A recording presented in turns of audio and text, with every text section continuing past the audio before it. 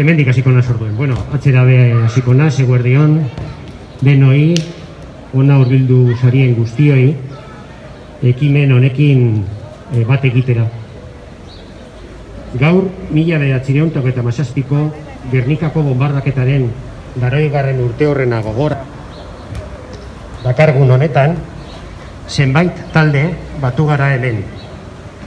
Gernika batzordearekin batera, Ideia Sur, Gernikatik Mundura, Gernika Gogoratuz, Gernika Memoriaren Lekuko Plataforma, Kakitzat eta Ongi Etorri Errefuxiatuak Busturialdeakoa, eta beste hainbat lagun gaude.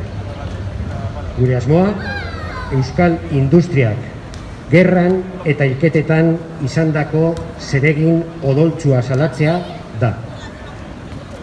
Horretarako Gernika batzordeak prestatutako idatzi labur bat, eta Gernikatik Mundura, Idea Sur, Gernika Gogoratuz, Yemengo gerra salatzeko prestatutako idatzia ere irakurriko dugu. Argi eta ozen gero, armagintzan diharduten euskal enpresen zerrenda azaltzeko. Hasiko gara beraz ekitaldiarekin, eta bide emango diot Gernika batzordearen idatziarekin.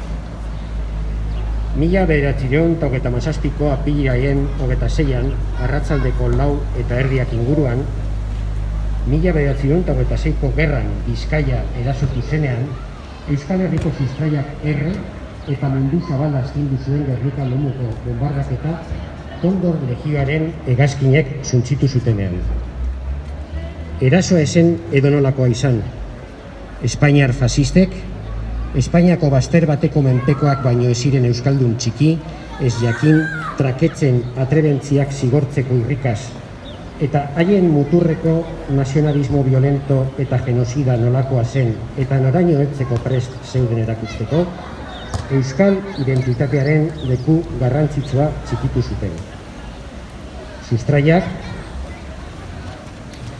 erre, ahal bezain beste hil, izua zabaldu, hori zen haien asmoa. Ondo jakina denez, arma ekoizpena izan da urteetan Gernika Lumoko industriaren adar garrantzitsuenetakoa, nahi tresnen produkzioarekin batera. Aspalditik ez da armarik lantzen Gernika Lumon, eta gaur egun horretan ziharduen lantegitako bat, Astra, okupatutako kultur lantegi autogestionatua da. Baina urteetan zehar Euskal Herriko hainbat herrietako arma lantegietatik bezala, Gernika Lumotik ere heriotza zabaltzen zuen gure lantegietako ekoizten zen horrek. 20. mendearen hasieran esate baterako, eta hamarkada bat lehenago Marokoko gerran Rifen maiz erabili zituzten gure herrian egindako materialak, 1997ko bombardaketaren arduradunak izango ziren espainiar militar beraiek. Eta gaur egun ere, 2021ko apirilako eta agosto honetan, Gernika Lumoko bombardaketaren 84. urte horrenaren bezperan, gure herriko min oihua askatasunaren, bakearen, egiaren eta justiziaren aldarri ikur bihurtu nahi dugu. Hala, guk euskaldunok gure fabrikek, gure teknikari bulegoek, gure enpresariek zein gure erakundeek, gerrarekin negozioa egiten dutela salatu nahi dugu. Sirian, Yemenen zein Kurdistanen euskal armek hil egiten dute, batzuen poltsikoak diruz betetzen dituzten bitartean. 100 bat enpresa dira, zuzenean edo zeharka, sektore horretara bideratzen dituztenak ikerketa, azterketa, garapena, ekoizpena, salmenta, banaketa. Enpresa horiek noski, euskal erakundeen laguntzak jasotzen dituzte. Gudenon, gure zerrekin, Eusko Jaurlaritzarenak barne. Euskal Autonomi Elkargoko Legebiltzarrak 2007an onartutako legean herrialde pobretuekiko justizia eta elkartasunerako gutunari buruzkoan ezarritekoari muzin eginez. Hipokresia, gezurra, propaganda hutsa. Zelan deitu gure begien aurrean gertatzen den hori? eta orain leku egingo diogu Ideasur, Gernikatik mundura eta Gernika gogoratuz egindako Yemen gerrako inguruan egindako idatzia. Kaixo.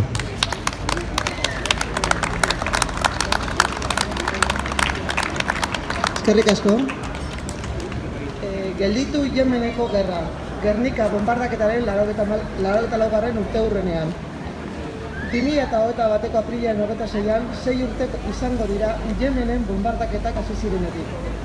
Eta egun berean, 1957an, izandako Gernikako bombardaketaren 84. urteurrena gogoratzen dugu. Picasso bere margolan ospetsuan betikotua utzi zuena. Gerrek eragindako sufrimenduen ikonoa. Bakearen hiria den Gernika lumotik World Says No to War on Yemen. Munduak ezetz dio Yemeneko gerrari. Nazioarteko kanpainarekin bat egin genuen eta data hauen zorigaiztoko koinzidentzia aprobetxatzen dugu berriro ere Yemeneko gerraren amaiera exigitzeko. Munduko buruzagiei dei egiten diegu Yemenen aurkako erasoa gelditzeko. Bombardaketa berehala geldiarazteko eta blokeoa altzatzeko.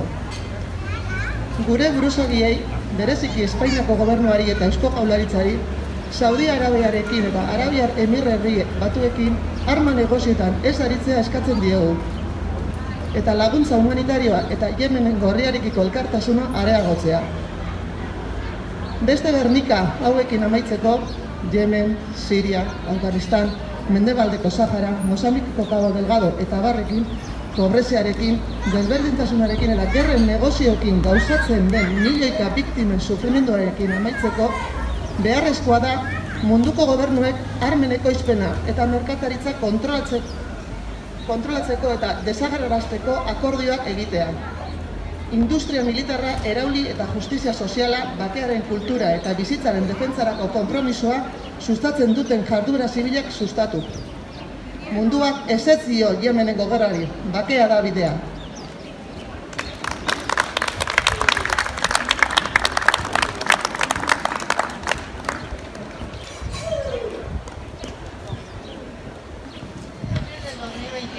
Se cumplen 6 años desde que comenzaron el bombardeo en Yemen. El mismo día conmemoraremos el 84 aniversario del bombardeo de Guernica de 1937, que Picasso dejó inmortalizado con su famoso cuadro ícono de los sufrimientos que producen las guerras. Desde Guernica Lumo, Ciudad de La Paz, nos sumamos a las campañas internacionales World Says No to War on Yemen y aprovechamos esta fatídica coincidencia de fechas para exigir una vez más el fin de la guerra en Yemen. Pedimos a los líderes mundiales que paren la agresión contra Yemen, que consiguen el cese inmediato de los bombardeos y que levanten el bloqueo.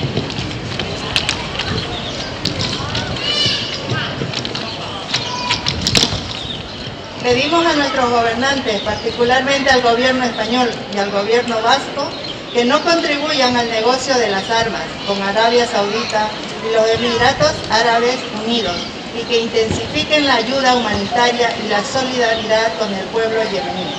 Para poner fin a estas otras guernicas, Yemen, Siria, Afganistán, Sáhara Occidental, Cabo Delgado en Mozambique, para acabar con la pobreza, las desigualdades y el sufrimiento de millones de víctimas de este negocio que son las guerras.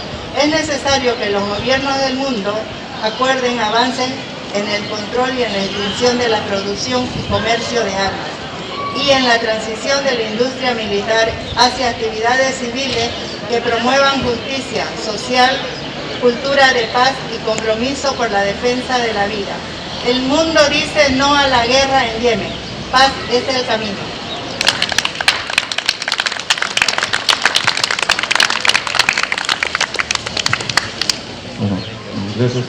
On April 26, 2021, it will be 6 years since the bombing of Yemen began. And on this day, we commemorate the 84th anniversary of the bombing of Guernica in 1937, a tragedy immortalized by Picasso in a painting that has become an icon of the suffering caused by war. From Guernica-Lumo, City of Peace, we joined the international campaign "The World Says No to War on Yemen," and we take advantage of this fateful coincidence of dates to demand, once again, the end of the war in Yemen. We call on the world leaders to stop the aggression against Yemen, to bring about an immediate halt to the bombing, and to lift the blockade. We call on our rulers, particularly the Spanish and French government, to stop contributing to the arms deal with Saudi Arabia and the United Arab Emirates, and to step up humanitarian aid and solidarity with the Yemeni people. We must put an end to these other Guernicas: Yemen, Syria, Afghanistan, Western Sahara, Cabo Delgado in Mozambique. We must put an end to the poverty, the inequalities, and the suffering of millions of victims in this business that is war. The governments of the arms of the world need to move together towards the control and extinction of arms production and trade, and bring about the transition of the military industry into civilian activities that promote social justice, a culture of peace, and a commitment to the defense of life. The world says no to war in Yemen. Peace is the way. Aipatutako zerrendaren irakurketarekin. Hasi aurretik, berba labur pare bat. Atzo ikusi genuen gure artean, kurduar herriko ordezkari bat, oso euskaldun interesgarri izan zen. Eta bueno, euskal elkartasunari buruz mintzatu zen gizona. Eta ni buruan besterik eneukan, baizik eta pentsatzea, elkartasuna behar bada bai, guk erakutsi gentzala atzo gure aldetik, baina bien bitartean, Turkiarri eta barrekoei armak saltzen dutzen euskal enpresak gauzela, gaur, orain, momentu honetan, adibide bat ala bakarrik, horrako adibideak gehiago egon daitezke kurduar herria erasotzeko Turkiar estadua dokon armak hornitzeko eta ekoizteko.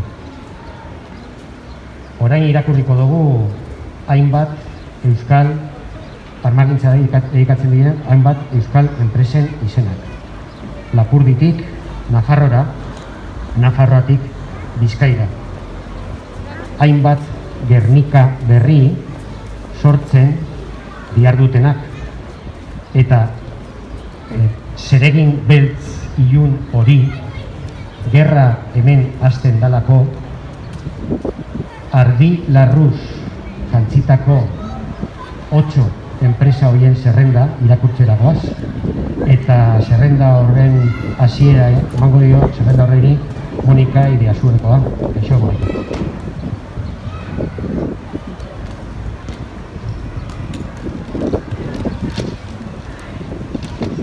Las empresas son las siguientes: AEG Power Solutions Ibérica, Aernova, Alestis, Altran, Aratz Tailiera, BBI, Beretta Benelli Ibérica, Burdin Berri, COECA, CTA, Centro de Tecnologías Aeronáuticas, Erle Robotics, Alcor Taldea, IDEC, Ingeniería y Desarrollos en Composites, LTK, Industrial and Aeronautic Logistics Services, Mercedes-Benz, Metral Tech, Mutter, Prevent Eurocelan, QAES, Quality Engineering Services.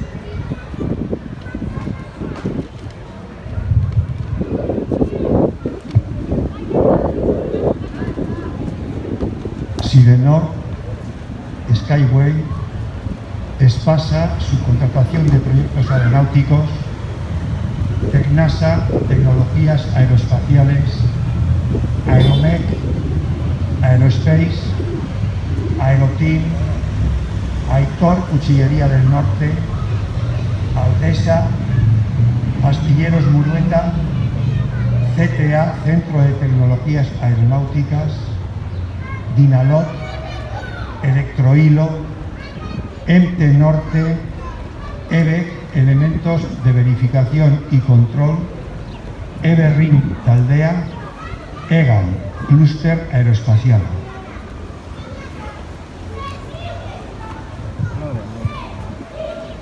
Indra, Industrias TEI Tratamientos Térmicos. ITP, Industria de Turbopropulsores. JPG, Grupo de Ingeniería, Reconstrucción y Recambios. Matrici Elkarte Kooperatiboa. Astorkia Mekanizatua. Mesima Bilbao. Novanti. Novatronic Sistema. Poesia Network. PCB, Precicast Bilbao. Sener, Sidenor, Siegel, Sisteplan, Troquenor S.A., UEB, Unión Explosivos, Ensign, Bigford, WEC.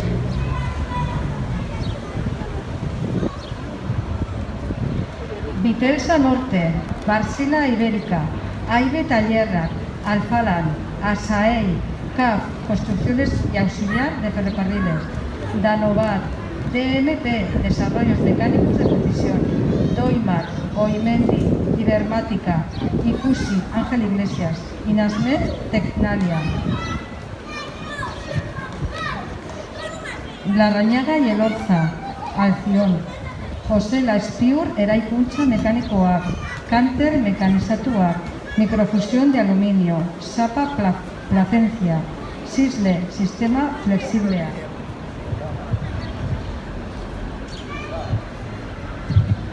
Tecniquer, TESA, Talleres Escoriaza, Tecomar, Tratamientos Térmicos TTT, Tratamientos Superficiales Lontech, M Torres, Diseños Industriales, Orbital Aeroespace, Tiruña, Talleres Iruña, 2M Oro, Aerodrones, CEMA, Aquitaniako Ikerketa Mekanikoen Zentroa, Dassault Aviación, Lagoa Taldea, Tecnología Poloa, Precimekan Karomar, eta Turbomeka. Esan behar dugu, enpresa guzti hauek diru publiko pilo bat jasotzen dutela. Bakarrik Eusko Jaurlaritzatik 100 milioi euro. Hau da, gure impuestoekin ordaintzen dugu gerra. Enpresa pilo bat direz, ez dugu eskatzen enplegua suntzitzea, baizik eta diru horrekin, diru publiko horrekin, posible da industria hauek zibilera bihurtzea. Hau da, hau ez da utopia bat. Hau Orbeak egin zuen, bere garaian Orbeak armak egiten zuen, eta gaur egun txirrindulak egiten dute.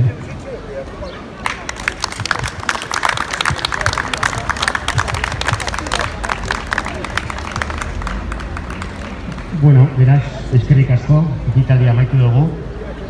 Beste jarduera batzukin, ideia berarekin, ez dakit noiz, baina hemen laburrera, eta noski datorren urteurren ere asmo berarekin.